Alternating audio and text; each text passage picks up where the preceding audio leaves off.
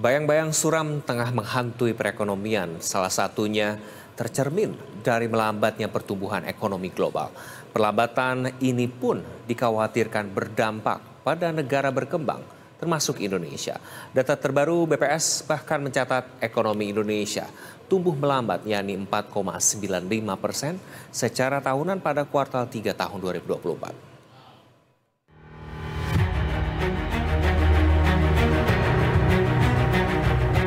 Dana Moneter Internasional atau IMF memperingatkan bahwa perekonomian global berada dalam bahaya akibat diguncang oleh konflik dan meningkatnya persaingan geopolitik, serta terjebak dalam kondisi pertumbuhan yang melambat hingga utang yang tinggi.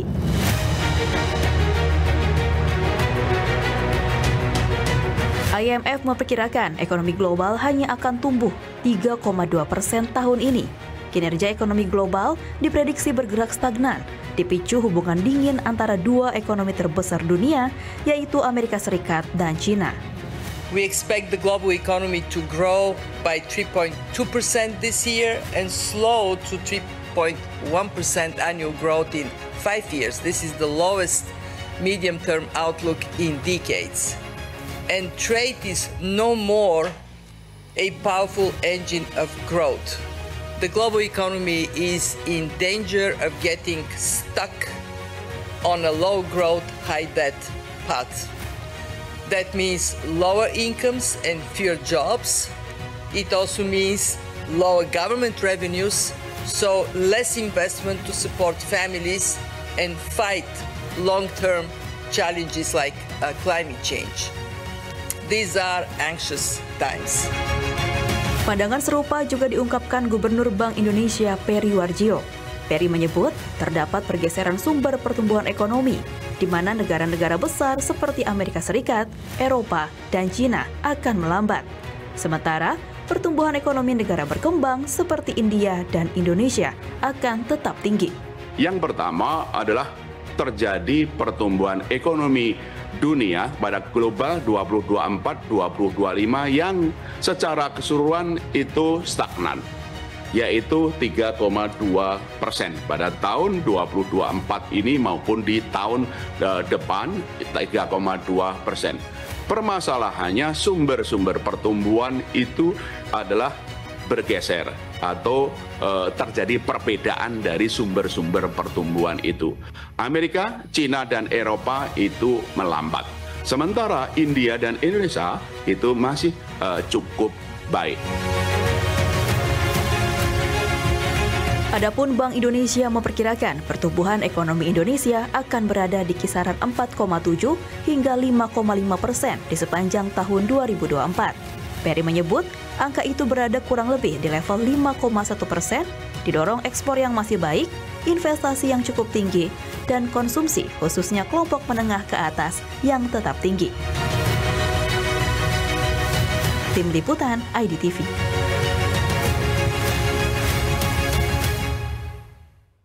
Lantas, bagaimana dampak tren perlambatan ekonomi global ke perekonomian dalam negeri? Dan apakah melambatnya pertumbuhan ekonomi kuartal 3 merupakan imbas dari tekanan global yang menguat? Kita akan membahasnya bersama Bapak Bambang Brojonegoro, penasihat khusus Presiden Bidang Ekonomi dan Menteri Keuangan periode 2014-2016. Halo Bapak, terima kasih sudah bergabung di Investor Market Today. Ya, selamat Baik, siang. siang. Bapak, BPS kan mencatat PDB kuartal 3 2024 ini tumbuh melambat 4,95%. Begitu angka ini bahkan di bawah rata-rata PDB 5% yang dipatok dalam asumsi makro. Seperti apa Bapak melihatnya, Pak? Ya, sebenarnya pertumbuhan triwulan 3 yang di bawah 5% ini sudah bisa diprediksi sebelumnya, alias tidak terlalu mengejutkan. Kenapa? Karena kalau kita lihat pertumbuhan di first semester, ya, triwulan 1 dan triwulan 2, yang 5,11 dan 5,05%, itu sangat dipengaruhi oleh adanya beberapa event besar, ya, event besar yang bisa memicu konsumsi rumah tangga yang masih merupakan andalan pertumbuhan ekonomi kita. Kita tahu bahwa di first half dari tahun ini kita mengalami adanya pemilu, ya, pemilu yang dilakukan untuk legislatif maupun untuk pilpres, ya. Dan ini memberikan pertumbuhan ekonomi melalui konsumsi non rumah tangga ya yang cukup besar, dan itu berkontribusi terhadap terutama di triwulan 1 dan juga ada imbasnya ke triwulan 2 yang berkaitan juga dengan adanya momen bulan Ramadan dan Lebaran ya. Nah, jadi di first half itu memang ada 2 event yang sangat mendukung pertumbuhan ekonomi yang cukup tinggi. Nah, problemnya adalah sekarang kalau kita lihat kondisi di tahun di sisa dari tahun ini di second half ya, maka yang patut kita waspadai adalah di triwulan 3 ini memang tidak ada event yang bisa memicu konsumsi dalam jumlah besar, baik konsumsi rumah tangga maupun yang non rumah tangga. Dan itulah yang kemudian membuat pertumbuhan ekonomi menjadi di bawah rata-rata yang 5%. Nah, namun kalau melihat triwulan 4 ya yang sekarang sedang kita lewati menuju akhir tahun, barangkali masih ada harapan dari event yaitu Natal dan Tahun Baru ya, kegiatan akhir tahun yang diharapkan bisa mengangkat konsumsi rumah tangga ya dengan jumlah yang lumayan, ditambah jangan lupa pilkada ya, pilkada serentak yang momennya akan kita lewati nanti maksudnya tanggal 27 ya, 27 November, ini juga akan memberikan tambahan pada pertumbuhan konsumsi non rumah tangga. Jadi kalau Anda tanya kira-kira prospeknya 2024 ini seperti apa, barangkali secara overall setahun masih ada harapan pertumbuhan ekonomi kita di angka 5, sekian ya, artinya 5%, ya tidak jauh dari 5%, tapi masih di atas 5%. Baik, Pak Bambang, berarti memang karena tidak adanya event-event khusus yang bisa menopang begitu ya pertumbuhan ekonomi di kuartal 3 ini. Pak, mostly kalau bisa kita bandingkan begitu, dampaknya ini lebih di eksternal atau domestik sebetulnya, melihat bagaimana banyak juga sentimen-sentimen di luar sana? Ya, tentunya ini kombinasi ya, meskipun kalau saya perhatikan pola pertumbuhan ekonomi kita di tahun 2024 ini lebih banyak mengandalkan dari domestik ya, event-event yang tadi saya sampaikan tadi ya, baik event di awal tahun menuju event di akhir tahun. Tapi juga kita tidak bisa juga mengesampingkan adanya efek global ya. Efek global itu tercermin misalkan dari pertumbuhan investasi kita yang relatif menurut saya agak rendah ya. Di triwulan 3 ini kan pertumbuhan investasi kira-kira hanya 5%. Di triwulan 1 dan 2 bahkan lebih rendah dari 5%. Dan kita tahu bahwa sumber investasi kita kan utamanya masih dari PMA ya, FDI. Jadi adanya imbas dari ekonomi global itu juga ikut berpengaruh terhadap arus investasi yang masuk ke kita. Ditambah mungkin pertumbuhan ekspor kita juga terhambat ya. Itu terlihat juga dari surplus neraca perdagangan yang biasanya cukup besar di tahun-tahun lalu. Saat ini meskipun masih surplusnya makin mengecil. Ditambah kita punya defisit juga di neraca transaksi berjalan. Jadi memang ada imbas global meskipun kita sempat mendapat ya semacam angin segar ketika Amerika memutuskan sudah mulai mengurangi tingkat bunganya ya, memutus tingkat bunga sehingga diharapkan itu juga bisa menjadi sumber dari pertumbuhan ya. Jadi intinya kita saat ini harus bisa menyeimbangkan ya, bagaimana pengaruh global itu bisa dikompensasi dengan kekuatan ekonomi lokal itu sendiri. Baik, Pak Bambang, tadi Anda menyebutkan bahwa kita ini kan mengandalkan satu mesin penggerak ekonomi saja begitu, alias konsumsi yang menjadi dominasi. Lantas dengan di tengah isu pelemahan daya beli ini, apakah PDB akan nanti terus melambat begitu Pak Bambang? Ya, memang ini adalah isu terbesar yang kita sudah alami beberapa tahun terakhir ya. Alasan kenapa pertumbuhan ekonomi kita agak stagnan di sekitar 5%, tidak lain adalah karena hanya mengandalkan satu mesin pertumbuhan, yaitu konsumsi, yang selalu harus dijaga dengan menjaga inflasi pada tingkat yang relatif rendah, ya, sehingga bisa menjaga daya beli untuk mendorong konsumsi itu sendiri. Nah, kalau kita ingin pertumbuhan ekonomi yang lebih tinggi, atau mencegah seperti Anda katakan potensi perlambatan pertumbuhan ekonomi, caranya adalah kita harus lebih meningkatkan pertumbuhan dari investasi dan ekspor. Ya. Nah, kalau yang ekspor memang ini akan sangat tergantung pada ekonomi global. Ya. Ketika ekonomi global misalkan seperti dikatakan oleh Managing Director IMF, berpotensi mengalami penurunan, dan beliau juga menyebutkan bahwa perdagangan, maksudnya international trade tidak lagi menjadi driver dari ekonomi, maka ini tentunya membuat potensi pertumbuhan kita dari ekspor menjadi agak terhambat. Nah, berarti harapan kita untuk punya engine growth yang kedua, yaitu investasi, itu yang harus jadi prioritas. Dan saya yakin pemerintahan Pak Prabowo sekarang sudah memberikan penekanan lebih kepada pentingnya mendorong pertumbuhan dari investasi. Karena pertumbuhan 5% seperti di triwulan 3 ini jelas tidak cukup untuk bisa mengerek pertumbuhan ekonomi secara keseluruhan lebih tinggi. Ya, kita perlu pertumbuhan investasi maksudnya yang bahkan bisa mendekati double digit. Itu yang pernah dilakukan oleh negara seperti China, Korea, dan Jepang ketika mereka sedang mengalami booming dalam pertumbuhan ekonominya sehingga mereka bisa keluar atau bisa melaju dari upper middle income country menjadi atau menuju high income country. Baik, Pak Bambang, kan tadi Anda menyebutkan bahwa investasi dan ekspor ini harus digenjot gitu untuk menjadi sumber baru. Tapi lantas adakah potensi lain yang bisa lebih dioptimalkan seperti green economy, blue economy misalnya? Ya, kan ini kalau kita melihat pertumbuhan ekonomi kan bisa dari dua sisi ya. Yang tadi saya katakan itu adalah dari sisi namanya sisi expenditure ya. Karena expenditure itu bisa konsumsi, investasi, ekspor, impor maupun konsumsi pemerintah. Nah, saat ini kita hanya bergantung pada konsumsi rumah tangga di mana kita perlu diversifikasi. Karena itu saya menekankan pentingnya pertumbuhan investasi. Meskipun ekspor juga penting, tapi yang saya katakan tadi, ekspor itu akan sangat terkendala dengan kondisi global yang secara keseluruhan barangkali kurang kondusif. Ya. Nah, kalau kita melihat di sisi lain pertumbuhan ekonomi, yaitu yang bergantung sektor, disitulah kita mulai bisa melihat mana sektor yang harus kita andalkan. Yang pasti kalau melihat data dari BPS untuk PDB triwulan 3, yang saya catat adalah pertumbuhan di sektor pertanian itu sangat kecil, ya, bahkan di bawah 2% di triwulan 3. Jelas ini mempengaruhi pertumbuhan ekonomi secara keseluruhan, karena pertanian adalah sektor kedua atau ketiga terbesar penyumbang PDB di Indonesia. Nah, sektor industri manufaktur tumbuh mendekati 5%.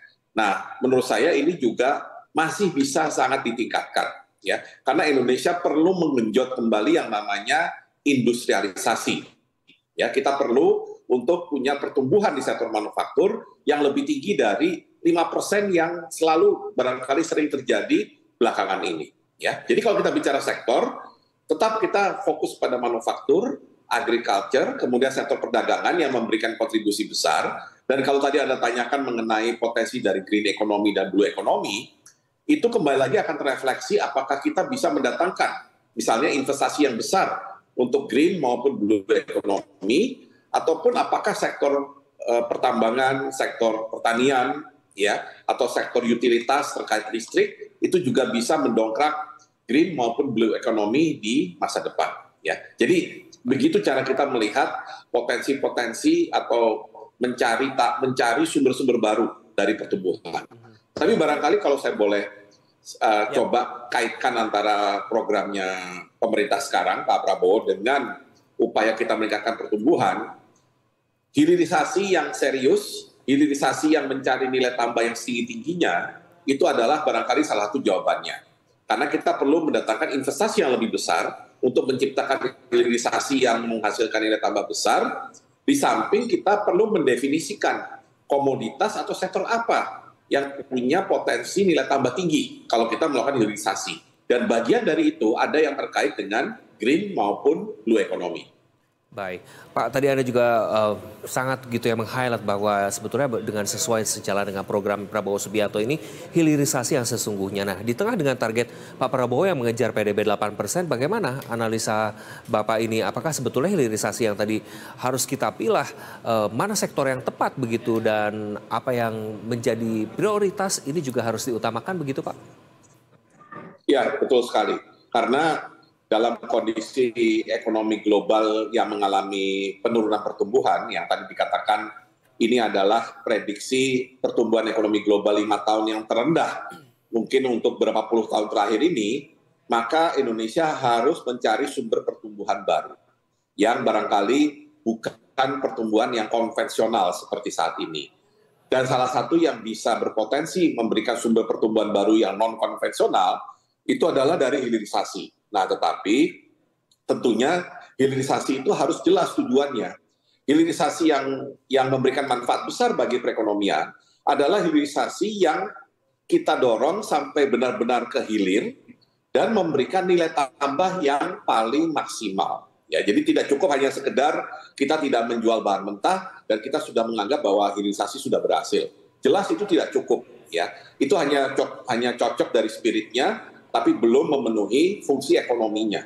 Fungsi ekonomi akan terpenuhi kalau kita bisa melakukan hilirisasi yang sehilir mungkin, tentunya dengan bantuan adopsi teknologi yang ada di dunia saat ini, dan kemudian dengan mengadopsi teknologi tadi kita bisa menciptakan nilai tambah yang setinggi mungkin.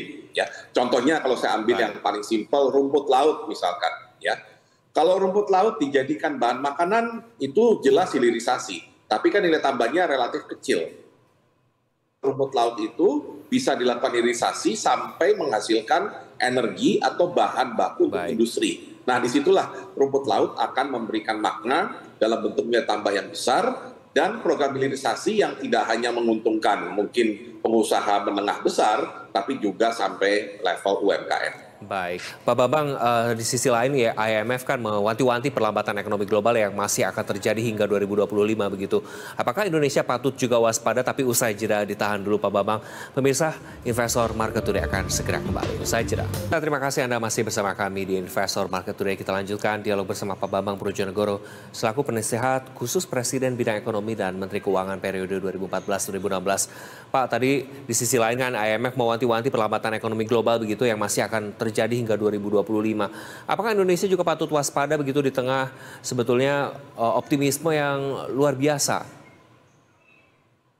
Ya, tentunya segala yang terjadi di global itu patut menjadi perhatian kita. Karena kita tahu bahwa ekonomi global itu sudah sangat terbuka, pergerakan uang atau kapital itu sangat mudah antar negara, sehingga kita tidak boleh mengambil resiko yang terlalu tinggi ya ketika kita melakukan suatu kebijakan ekonomi. Nah, tentunya prediksi pertumbuhan global yang menurun ini akan menjadi tantangan buat kita, terutama bagaimana misalnya meningkatkan ekspor dan bagaimana kita mendorong FDI itu masuk ke Indonesia. Kalau misalnya sumbernya asalnya itu sedang mengalami perlambatan. Nah, disitulah kita perlu mempelajari bagaimana pola perlambatan itu sendiri dan kemudian mencari tahu ya kira-kira dari negara mana ya dan dalam sektor apa kita masih bisa mendorong pertumbuhan ekspor kita ya maupun mencari sumber dari PMI itu sendiri ya sumber investasi dan kemana investasi itu diarahkan. Di mana tadi kalau menurut saya kita perlu mengarahkan investasi ini supaya bisa mendukung program prioritas di dalam negeri. Ya, salah satunya adalah hilirisasi tadi. Ya, jadi saya masih melihat bahwa global ini akan patut diwaspadai, apalagi ya kita perlu memantau bagaimana kebijakan yang akan dilakukan Presiden terpilih di Amerika Serikat yaitu Donald Trump. Ya, yang waktu periode pertamanya itu pendekatannya sangat internal ke Amerika, ya, artinya bagaimana caranya supaya ekonomi Amerika bisa tumbuh, tetapi kan konsekuensinya itu akan bisa menciptakan barangkali constraint atau hambatan dalam konteks perdagangan internasional maupun barangkali potensi geopolitik, konflik geopolitik. Baik, lalu seperti karena Anda sudah menyinggung terpilihnya Donald Trump kembali begitu dengan yang terkenal dengan kebijakannya proteksionisme, bagaimana dampak hasil Pilpres AS pada perekonomian Republik Indonesia Pak sebetulnya? Ya, tentunya masih terlalu pagi untuk dilihat ya meskipun barangkali secara instan bisa kita lihat dampaknya terhadap harga saham, terhadap nilai tukar rupiah ya, tapi itu mungkin lebih kepada reaksi atau sentimen sesaat. Nah, kalau kita analisa misalkan bagaimana kebijakan Trump waktu yang periode pertama dia, kemudian bagaimana kira-kira pendekatan Amerika ke depan, ya satu hal yang mengemuka adalah yang orang khawatir adalah intensitas dari perang dagang, ya karena bagaimanapun Anda sudah mengatakan proteksionisme itu barangkali akan tetap dijaga dan bahkan tingkatkan, ya. Paling tidak mereka sudah menerapkan tarif impor misalkan 10%, tapi kalau ke China, barang dari China sampai 60%. Nah, ini kan berarti menciptakan potensi geopolitik. Jadi dalam jangka pendek ini kalau saya ambil kira-kira dampaknya terhadap Indonesia, ya ada kemungkinan ekspor kita ke Amerika Serikat, di mana Amerika Serikat itu adalah salah satu dari 5 negara tujuan ekspor utama Indonesia, ya. Kemungkinan ekspor kita ke Amerika bisa terganggu atau melambat, ya, kalau dikenakan berbagai tarif yang kebetulan juga misalnya mencakup produk tekstil maupun garment yang saat ini pun dalam negeri sedang mengalami tekanan. Ya, jadi ini yang menurut saya harus diwaspadai dalam jangka pendek ketika ada penerapan bea masuk, ya, untuk ekspor Indonesia ke Amerika Serikat.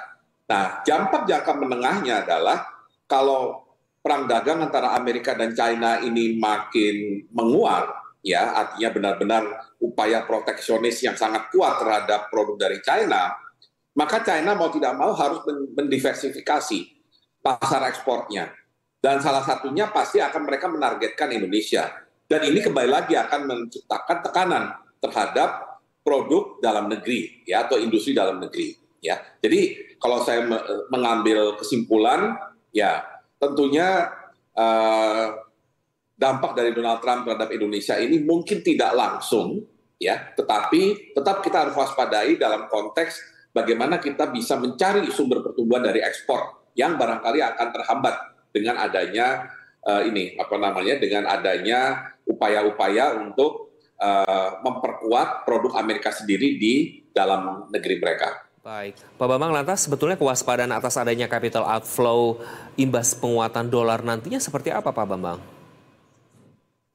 Ya, tentunya kita barangkali agak sulit membuat prediksi sekarang, tapi memang ada kemungkinan pemotongan tingkat bunga yang tadinya sudah diindikasikan oleh Federal Reserve akan cukup agresif dan akan cukup dalam, itu barangkali bisa berubah, ya. Karena kan meskipun Federal Reserve itu tentunya independen ketika mengambil keputusan moneternya, tetapi yang memimpin Federal Reserve-nya itu mungkin akan dicari yang sejalan dengan presiden yang terpilih, yaitu Donald Trump, ya. Jadi mungkin bukan yang sekarang yang akan melanjutkan. Nah, tentunya ini akan barangkali mengubah cara pandang dari Federal Reserve yang tentunya akan membuat keputusan independen, tetapi tentunya mereka akan memprioritaskan apa yang bermanfaat buat ekonomi Amerika. Nah, sehingga memang seperti yang tadi Anda indikasikan, ada kemungkinan mungkin penurunan tingkat bunganya apakah tidak lagi terlalu agresif atau mungkin dikurangi, ya, sehingga barangkali Bank Indonesia sebagai otoritas moneter juga harus terus memantau secara ketat, ya. Jangan sampai kemudian kitanya yang terlalu agresif memotong tingkat bunga sehingga akhirnya menciptakan gap yang besar dan malah terjadi capital outflow, ya. Nah, jadi memang penting sekali kita untuk menjaga nilai tukar rupiah dengan memperhatikan selisih antara tingkat bunga rupiah dengan tingkat bunga US dollar. Namun tentunya ada juga PR kita di internal yang harus kita bereskan, yaitu bagaimana kita mengurangi defisit di neraca sektor jasa dan bagaimana cara kita untuk meminimalkan defisit di neraca berjalan. Baik, Pak Bambang, terakhir singkat saja, dengan ekonomi kita yang saat ini apakah cukup solid begitu untuk menghadapi berbagai tantangan termasuk ketidakpastian global dan juga di internal? Singkat saja, Pak Bambang. Ya, saya melihat kita sudah punya reputasi yang cukup lama untuk bertahan menghadapi berbagai gejolak, sehingga saya bisa simpulkan kita punya kemampuan untuk bertahan, tetapi pada saat yang sama kita juga harus mulai memikirkan cara untuk bisa mengangkat pertumbuhan ekonomi kita lebih tinggi lagi dan bisa lebih tahan terhadap kemungkinan volatilitas di pasar global. Baik, terima kasih atas insight-nya Pak Bambang Brojonegoro, penasihat khusus Presiden bidang ekonomi dan Menteri Keuangan periode 2014-2016 di Investor Market Today. Salam sehat dan sukses untuk Anda.